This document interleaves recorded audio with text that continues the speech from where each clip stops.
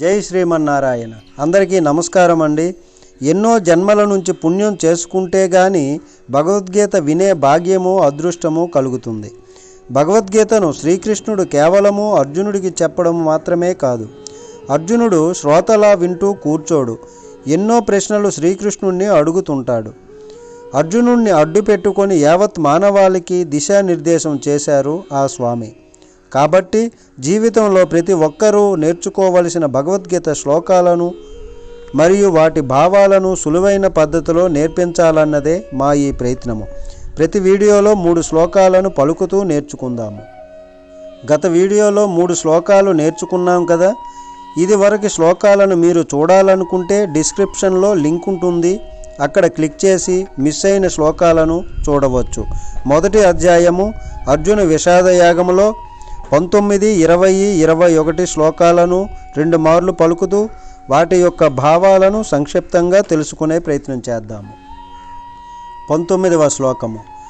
సఘోషో ధార్తరాష్ట్రాణం హృదయాన్ని వ్యధారయత్ సభశ్చ పృథివీంచైవ తుములో వ్యనునాదయన్.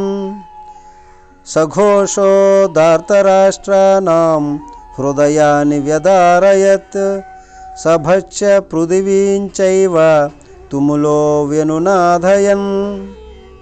భావము. ఆ వివిధ శంఖముల ధ్వని అతి భీకరముగా అయింది. ఆకాశము భూమిని రెండింటినీ కంపింపజేస్తూ అది ధృతరాష్ట్ర కుమారుల హృదయాలను బద్దలు చేసింది. 20వ శ్లోకము.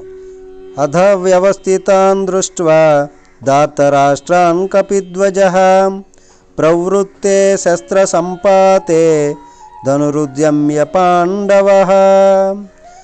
అధ వ్యవస్థితాన్ దృష్ట్వా ధార్తరాష్ట్రాన్ కపిధ్వజః ప్రవృత్తే శస్త్ర సంపాతే ధనురుద్యమ్య పాండవః. భావము. ఆ సమయములో పాండుసుతుడైన అర్జునుడు కపిధ్వజము కూర్చబడిన రథంలో నిలిచినవాడై ధనస్సును చేపట్టి బాణాలను విసరడానికి సిద్ధపడ్డాడు. 21వ శ్లోకము.